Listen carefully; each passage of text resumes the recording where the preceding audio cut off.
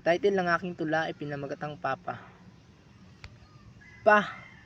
Papa, simula nung ako'y bata pa, iba ang iyong pagpapahalaga. Paulit-ulit ko itong nadarama sa isang pag-aaruga na hindi kayang tumbasan ng anumang halaga. Sa panahon na ako'y nagkakasakit, ako'y iyong pinilit. Diba sinabi mo na kailangan kong kumapit, manalangin sa may kapal na mahigpit, sapagkat pag-asa'y hindi niya ipagkakait.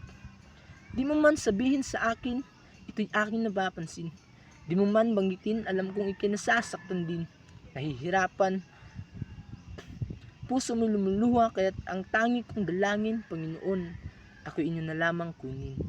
Kung kapalit naman ito'y pasakit at suliranin, di ko kaya makita si Papa na ako'y nagiging pasanin at kanyang babalikatin. Papa, ika'y mahalaga sa akin. Naalala ko pa ang pagkakataong ako'y nagiging malungkutin. Niyakap mo ako kaya't ako'y nagiging batang masayahin. Ang halik mo sa akin kisarap damhin. Init ng pagmamahalan na hindi kayang sukatin. Pag-ibig na kahit saan kaya kong dalhin, habang buhay kong gugunitain. Himig ng pagmamahalan natin, o kay sarap dinggin. Ang tiwala mong sa akin ay hinabilin, bagkus ko itong pagyayamanin. Hindi ko ito sasayangin, habang buhay ko itong pupurihin, hanggang sa ito'y magningning.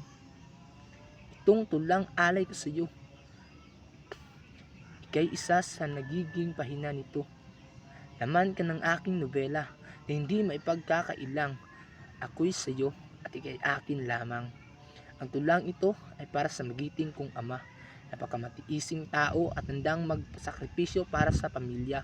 Kaya't ako'y Papa, salamat talaga sa iyong pagpapalaki, pinagmamalaki at iniidolo po kita, Papa.